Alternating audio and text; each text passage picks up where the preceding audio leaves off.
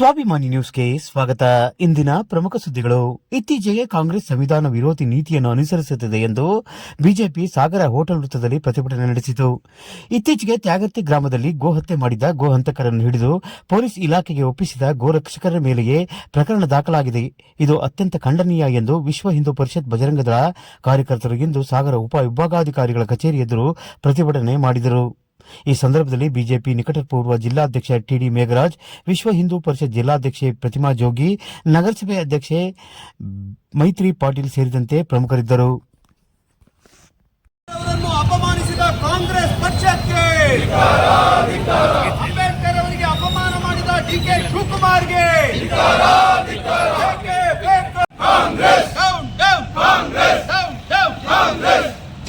ನೀವೊಂದು ಆಗ್ಲೇನೆ ಅಂಬೇಡ್ಕರ್ ಅನ್ನ ವಿರೋಧ ಮಾಡಿರ್ತಕ್ಕಂಥ ಕಾಂಗ್ರೆಸ್ ಪಕ್ಷದವರು, ನಿಮ್ಮ ಕಾಂಗ್ರೆಸ್ ಪಕ್ಷದ ಏನು ಪ್ರಧಾನಿಗಳಿದಾರಲ್ಲ, ಮೊದಲನೇ ಪ್ರಧಾನಿ ಜವಾಹರ್ಲಾಲ್ ನೆಹರು ಅವರು ಅಂಬೇಡ್ಕರ್ ಅವರನ್ನ ಇನ್ನೂ ಸಂವಿಧಾನ ರಚನೆನೇ ಆಗಿರಲ್ಲ, ರಚನಾ ಸಭೆಗೆ ಏನು ಇದು ಮಾಡಿರ್ತಾರಲ್ಲ, ಸಮಿತಿ ಮಾಡಿರ್ತಾರಲ್ಲ, ಆ ಸಮಿತಿಗೆ ಅಂಬೇಡ್ಕರ್ ಅನ್ನ ವಿರೋಧ ಮಾಡ್ತಾರೆ. ಈ ರೀತಿಯಾಗಿ 1946ರಿಂದ ಹಿಡಿದು 2025 ಬರೀ ದಾಂಭಿಕ ರೀತಿಯಲ್ಲಿ ಅಂಬೇಡ್ಕರ್ ಅವರನ್ನ ಪ್ರೀತಿ ತೋರಿಸ್ತಿದ್ದಾರೆ ಬಿಟ್ರೆ, ಯಾವುದೇ ರೀತಿಯಾಗ್ಲೂ ಕೂಡ ಅಂಬೇಡ್ಕರ್ ಅವ್ರ ಬಗ್ಗೆ ಯಾವುದೇ ರೀತಿಯ ಒಂದು ಕಾಳಜಿಯನ್ನ, ಅವ್ರ ಮೇಲಿರ್ತಕ್ಕಂಥ ಒಂದು ಗೌರವವನ್ನ ಎಲ್ಲೂ ಕೂಡ ಕಾಂಗ್ರೆಸ್ ಪಕ್ಷದವ್ರು ತೋರಿಸ್ಲಿಲ್ಲ. ಇದಕ್ಕೆ ಉತ್ತಮ ಉದಾಹರಣೆ ಏನಂತಂದ್ರೆ, ಯಾವ ರೀತಿಯಾಗಿ ಕಾಂಗ್ರೆಸ್ ಪಕ್ಷದವರು ತಮ್ಮ ವೈಯಕ್ತಿಕ ಕಾರಣಗಳಿಗೆ ಸಂವಿಧಾನವನ್ನು ಬಲಿ ಕೊಡ್ತಾರೆ ಅನ್ನೋದಕ್ಕೆ ಒಂದು ಉತ್ತಮ ಉದಾಹರಣೆ ಏನಂದ್ರೆ, 1975ರಲ್ಲಿ ತರ್ತಕ್ಕಂಥ ತುರ್ತು ಪರಿಸ್ಥಿತಿ ಯಾವುದೋ ವೈಯಕ್ತಿಕ ಕಾರಣಗಳಿಗೆ ಅವತ್ತು ತುರ್ತು ಪರಿಸ್ಥಿತಿಯನ್ನು ಏನು ಇಂದಿರಾ ಗಾಂಧಿ ಅವರು ತುರ್ತು ಪರಿಸ್ಥಿತಿಯನ್ನು ಹೇರ್ತಾರೆ. ಯಾರು ಸಂವಿಧಾನವನ್ನ ಕೊಲೆ ಮಾಡಿದವರು? ಯಾರಾಗಾದ್ರೆ ಭಾರತೀಯ ಜನತಾ ಪಾರ್ಟಿಯವರು ಯಾವಾಗ ಸಂವಿಧಾನವನ್ನು ಕೊಲೆ ಮಾಡಿದ್ರು? ಮಾಧ್ಯಮದವರು ಪತ್ರಿಕಾ ಸ್ವಾತಂತ್ರ್ಯವನ್ನು ಧಕ್ಕೆ ತರ್ತಾರೆ, ವಿರೋಧ ಪಕ್ಷದ ನಾಯಕರನ್ನು ಎಲ್ಲರನ್ನು ಜೈಲಿಗಟ್ತಾರೆ. ಅವತ್ತು ಸಂವಿಧಾನವನ್ನು ತಿದ್ದುಪಡಿ ಮಾಡಿದವರು ಯಾರು? ಇದೇ ಕಾಂಗ್ರೆಸ್ ಪಕ್ಷದವರು, ಇದೇ ಇಂದಿರಾ ಗಾಂಧಿ ಅಲ್ವಾ? ಈ ರೀತಿಯಾಗಿ ಈಗ ಮಾನ್ಯ ಸಿದ್ದರಾಮಯ್ಯ ಹೇಳ್ತಾರೆ, ನಾನು ಅಹಿಂದ ನಾಯಕ ಅಂತ ಹೇಳ್ತಾರೆ. ನನ್ಗನ್ಸುತ್ತೆ ಅದರಲ್ಲಿ ಬಿಟ್ಟು ಹಿಂದ ತೆಗೆದುಬಿಟ್ಟಿದ್ದಾರೆ. ಸಾರ್ವಜನಿಕವಾಗಿ ಚರ್ಚೆ ನಡೀಬೇಕಾಗಿರ್ತಕ್ಕಂಥದ್ದು ಅಭಿವೃದ್ಧಿ ಕಾಮಗಾರಿಗಳು, ಮುಂದೆ ಮಾಡಬೇಕಾಗಿರ್ತಕ್ಕಂಥ ಯೋಜನೆಗಳು ಹಾಗೂ ಶಿಕ್ಷಣ, ಆರೋಗ್ಯ ಕ್ಷೇತ್ರದ ಬಗ್ಗೆ, ಆ ಸರ್ಕಾರದ ಧೋರಣೆಗಳ ಬಗ್ಗೆ ಚರ್ಚೆ ಆಗಬೇಕು. ಆದರೆ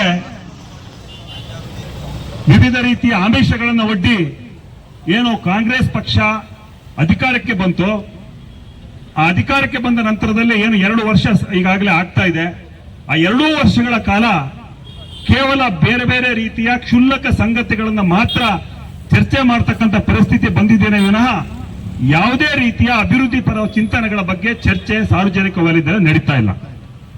ಬಹುಶಃ ಈ ಕಾಂಗ್ರೆಸ್ ಸರ್ಕಾರ ಅಂತಂದ್ರೆ ಒಂದು ರೀತಿಯಲ್ಲಿ ಪಿಕ್ಚರ್ ಟಾಕೀಸ್ ಆದಂಗೆ ಆಗಿದೆ. ಕಾಂಗ್ರೆಸ್ ಪಕ್ಷದ ಸರ್ಕಾರ ಪಿಕ್ಚರ್ ಟಾಕೀಸ್ ಆದಂಗೆ ಆಗಿದೆ. 3 ತಿಂಗಳಿಗೆ ಒಂದು ಪಿಕ್ಚರ್ ಚೇಂಜ್ ಆಗುತ್ತಾ, ಆ ರೀತಿಯಲ್ಲಿ ಬೇರೆ ಪಿಕ್ಚರ್ಗಳನ್ನು 2 ವರ್ಷಗಳಲ್ಲಿ ಹಾಕಿದ್ದಾರೆ ಅವರು. ಇದಕ್ಕೆ ಒಂದೆರಡು ಉದಾಹರಣೆಗಳನ್ನು ತಮ್ಮ ಮುಂದೆ ಇಡ್ಲಿಕ್ಕೆ ಬಯಸ್ತೇನೆ. ಮೊದಲಿಗೆ ಆಮಿಷಗಳನ್ನು ಒಡ್ಡಿ ಸರ್ಕಾರ ಅಧಿಕಾರಕ್ಕೆ ಬಂತು. ಅಧಿಕಾರಕ್ಕೆ ಬಂದ ಪ್ರಾರಂಭದಲ್ಲಿ ಗ್ಯಾರಂಟಿ ಪಿಕ್ಚರ್, ಎಲ್ಲಿ ಹೋದ್ರು ಇದೇ ಚರ್ಚೆ, ಗ್ಯಾರಂಟಿ ಕೊಟ್ಟಿವಿ ಹೇಳ್ತಕ್ಕಂಥದ್ದು.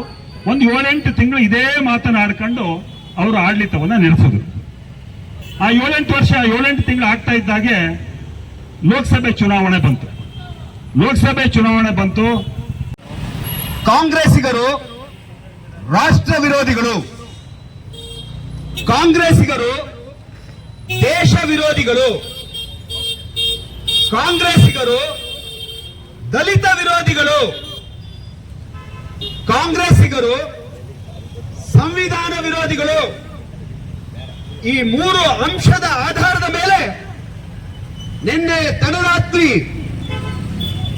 ಉಪಮುಖ್ಯಮಂತ್ರಿ ಸ್ಥಾನದ ಮದ ಏರಿರ್ತಕ್ಕಂಥ ಡಿಕೆ ಶಿವಕುಮಾರ್ ಏನ್ ಹೇಳಿದ್ರು ನಡೆಯುತ್ತೆ ಅಂತ ಹೇಳಿ ಬಾಯಿ ಚಪಲಕ್ಕೆ ಮಾತನಾಡೋ ಅಭ್ಯಾಸ ಶುರು ಮಾಡಿದ್ದಾರೆ. ಯಾರೋ ಹಲೋ ಅಂತಾರಂತೆ, ಆ ಕಡೆಯಿಂದ ಇನ್ನೊಬ್ರು ಹಲೋ ಅಂತಾರಂತೆ. ಈತ ಒಬ್ಬ ರಾಜ್ಯದ ಉಪಮುಖ್ಯಮಂತ್ರಿ ಅನ್ನೋದನ್ನ ಮರೆತು ತನ್ನ ಸಂಪುಟದ ಸಹೋದ್ಯೋಗಿ ತನ್ನ ಕುರ್ಚಿ ಆಸೆಯಿಂದಾಗಿ ಹನಿ ಟ್ರ್ಯಾಪ್ ಕಹಾನಿಯ ಪ್ರಧಾನ ಸೂತ್ರಧಾರಿ ಅಂತ ಹೇಳಿ ವಿಧಾನಸಭೆಯ ಒಳಗೆ ಅವರದ್ದೇ ಪಕ್ಷದ ಮಂತ್ರಿ ಮಾತನಾಡ್ತಾ ಇದ್ದಾರೆ. ಮುನಿರತ್ನ ಹೇಳಿದ್ದಾರೆ, ಹನಿ ಟ್ರ್ಯಾಪ್ ನ ಹಿಂದಿರ್ತಕ್ಕಂಥ ನಿರ್ಮಾಪಕ ನಿರ್ದೇಶಕ ಯಾರು, ತನಿಖೆ ಆಗಬೇಕು, ಬಯಲಿಗೆಳಬೇಕು ಅಂತ ಹೇಳಿ ಈ ರೀತಿಯ ಬಾಯಿ ಚಪ್ಪಲದ ಮಾತುಗಳ ಮುಖಾಂತರ ಸಂವಿಧಾನವನ್ನು ಬದಲಾವಣೆ ಮಾಡ್ತೀವಿ ಅಂತಕ್ಕಂಥ ಮಾತನ್ನ ಹೇಳ್ತಾ ಇದ್ದಾರೆ. ಇವರು ಹೇಗೆ ದೇಶ ರಕ್ಷಣೆ ನೀಡುತ್ತಿರುವ ಸರ್ಕಾರಕ್ಕೆ ಬಂಧಿಸಿ ಬಂಧಿಸಿ ಬಂಧಿಸಿ ಗೋ ಹಂತಕರನ್ನು ರಕ್ಷಿಸುತ್ತಿರುವ ಸರ್ಕಾರಕ್ಕೆ ಅಯ್ಯಯ್ಯೋ ಬೇಕೇ ಬೇಕು ಬೇಕೇ ಬೇಕು ಗೋ ಹಂತಕರನ್ನು ಗೋ ಹಂತಕರನ್ನು ಗೋ ಹಂತಕರನ್ನು ಗೋ ಹಂತಕರನ್ನು ಗೋ ಹಂತಕರನ್ನು ರಕ್ಷಿಸುತ್ತಿರುವ ಸರ್ಕಾರಕ್ಕೆ ಗೋ ಹಂತಕರನ್ನು ರಕ್ಷಿಸುತ್ತಿರುವ ಸರ್ಕಾರಕ್ಕೆ ಅಯ್ಯಯ್ಯೋ ಅಯ್ಯಯ್ಯೋ ಬೇಕೇ ಬೇಕು ಬೇಕೇ ಬೇಕು ಗೋ ಹಂತಕರ ಬೇಕು ಭಾರತ್ ಮಾತಾ ಕಿ ಜೈ ವಂದೇ ಮಾತರಂ ಗೋ ಹಂತಕರನ್ನು ಬಂಧಿಸಿ ಗೋ ಹಂತಕರನ್ನು ರಕ್ಷಿಸುವ ಸರ್ಕಾರಕ್ಕೆ ಗೋ ಹಂತಕರಿಗೆ ಗಡೀಪಾರು ಮಾಡಿ ಸರ್ಕಾರ ಮುಸ್ಲಿಮರ ಪುಷ್ಟೀಕರಣಕ್ಕಾಗಿ 4% ಕಾಮಗಾರಿಯನ್ನು ಕೊಡಬೇಕು ಅಂತ ಹೇಳಿದೆ. ಇದನ್ನು ನಾವು ತೀರಾ ಖಂಡಿಸ್ತಾ ಇದ್ದೀವಿ. ರಾಜ್ಯಪಾಲರು, ರಾಷ್ಟ್ರಪತಿಗಳು ಈ ಕೂಡಲೇ ಮಧ್ಯಪ್ರವೇಶಿಸಿ ಇದಕ್ಕೆ ಸರ್ಕಾರವನ್ನು ವಜಾ ಮಾಡಿ ರಾಷ್ಟ್ರಪತಿ ಆಡಳಿತಕ್ಕೆ ಹೇರಿಕೆ ಮಾಡಬೇಕಂತ ನಾವು ಈ ಮೂಲಕ ಕೇಳ್ಕೊಳ್ತಾ ಇದ್ದೇವೆ. ಹಾಗೆ ಏನು ನಿನ್ನೆ ಮನೆ ನಡೆದಂತಹ ಜಾಗೃತಿ ಘಟನೆಯನ್ನು ಖಂಡಿಸಿ ಪ್ರವೀಣ್ ವಕೀಲ್ ಮಾತಾಡಬೇಕಂತ ಕೇಳ್ಕೊಳ್ತಿದ್ದೇವೆ. ವಿಷಯಗಳಲ್ಲಿ ಕುಗ್ಸ ಕೆಲಸಗಳನ್ನ ಆಗುತ್ತೆ. ಈ ರೀತಿ ಕೆಲಸಗಳಾದಾಗ ಈ ರೀತಿ ಕೆಲಸಗಳನ್ನ ಮಾಡಿದಾಗ ಇನ್ನು ನಾವು ಧೈರ್ಯದಿಂದ ಎದೆಗೊಂಡಿದ್ದು ಧೈರ್ಯದಿಂದ ಮುಂದೆ ಬರಬೇಕು ಅಂತ ನಾನು ಎಲ್ಲ ಕಾರ್ಯಕರ್ತರಿಗೆ ಹೇಳ್ಕೊತೀನಿ. ಗೋರಕ್ಷಣೆ ಬರೀ ಸಂಘ ಪರಿವಾರದ ಕೆಲಸ ಅಲ್ಲ ಅಥವಾ ಬಿಜೆಪಿ ಕೆಲಸ ಅಲ್ಲ, ಪ್ರತಿಯೊಬ್ಬ ಹಿಂದೂಗಳ ಕೆಲಸ. ನಾನು ಗೋರಕ್ಷಣೆ ಬಗ್ಗೆ ಮಾತಾಡ್ಬೇಕಂದಾಗ ಪ್ರತಿಯೊಬ್ಬರು ಹಿಂದೂಗಳು ಮಾತಾಡಬೇಕು. ನಾವು ಮೊನ್ನೆ ಯಾವುದೋ ಒಂದು ಗ್ರೂಪಲ್ಲಿ ಚರ್ಚೆ ಮಾಡ್ತಾ ಇರ್ಬೇಕಾದ್ರೆ ಫಸ್ಟ್ ನೀವು ಶಿರಾಳ್ ಪಪ್ಪರ್ ಬಂದ್ ಮಾಡಿ ಅಂತ ಆ ಉಲ್ಟಾಸಿನ ಮಾತಾಡೋಕ್ಕಿಂತ ಆಗಿರ್ತಕ್ಕಂಥ ಘಟನೆಗೆ ಖಂಡಿಸೋ ಕೆಲಸಗಳು ಪ್ರತಿಯೊಬ್ಬ ಹಿಂದೂಗಳು ಮಾಡಬೇಕು ಅಂತ ಕೇಳ್ಕೊತೀನಿ. ಯಾಕಂದ್ರೆ ರೈತರ ಬೆನ್ನೆಲುಬು, ರೈತರ ಜೀವನಾಡಿ ಗೋವು. ಪ್ರತಿಯೊಂದು ಮನೆಯಲ್ಲೂ ಕೂಡ ಮುಂಚಿನ ಒಂದು 50 ವರ್ಷದ ಹಿಂದ್ಗಡೆ ಎಲ್ಲರ ಮನೆಗಳಲ್ಲೂ ಗೋವಿತ್ತು. ಯಾರು ಕೂಡ ಸರ್ಕಾರಿ ಗೊಬ್ಬರಗಳನ್ನ ತಗೊಳ್ತಾನೆ ಇರ್ಲಿಲ್ಲ. ಎಲ್ಲರೂ ಕೂಡ ಗೋವಿನ ಗೊಬ್ಬರಗಳನ್ನೇ ನಾವು ಬೆಳೆಯನ್ನ ಬೆಳೆಸಿದ್ವಿ. ಈಗ ಅನಿವಾರ್ಯ ಕಾರಣ ಗೋವು ಸಂಖ್ಯೆ ತುಂಬಾ ಕಡಿಮೆ ಆಗಿದೆ. ನಾವು ಕೃತಕ ಗೊಬ್ಬರಗಳನ್ನ ಹಾಕಿ ಬೆಳೆಯೋ ಪರಿಸ್ಥಿತಿ ಎಲ್ಲ ರೈತರಿಗೂ ಬಂದಿದೆ. ಇದು ಮುಂದಿನ ಪೀಳಿಗೆ ನೆನೆಸ್ಕೊಂಡಾಗ ನಮ್ಗೆ ನಿಜವಾಗ್ಲೂ ಭಯ ಆಗತ್ತೆ. ಗೋವಿನ ಹಾಲೇ ಇಲ್ಲ, ಗೋವಿನ ಒಂದು ಸತ್ವನೇ ಇಲ್ಲ ಅಂದ್ರೆ ಮುಂದಿನ ಪೀಳಿಗೆ ಜನ ಹೇಗೆ ಬದುಕ್ತಾರೆ?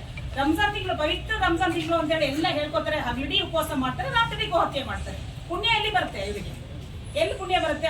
ಅದನ್ನ ಕೇಳಿದ್ರೆ ಧರ್ಮದ ಕೆಲಸ ಮಾಡಿದೀನಿ ನಾನು, ಅವ್ರ ಧರ್ಮ ಅದು ಒಪ್ಪತ್ತೆ, ಆ ಕೆಲಸಗಳನ್ನ ಮಾಡಿದ್ದೆ ಧರ್ಮ ಒಪ್ಪತ್ತೆ ಅಂತ, ಧರ್ಮ ಕೆಲಸಗಳನ್ನ ಮಾಡಿದೀನಿ ಅಂತ ಅವರೇ ಸಮರ್ಥನೆ ಮಾಡ್ಕೊತಾರೆ.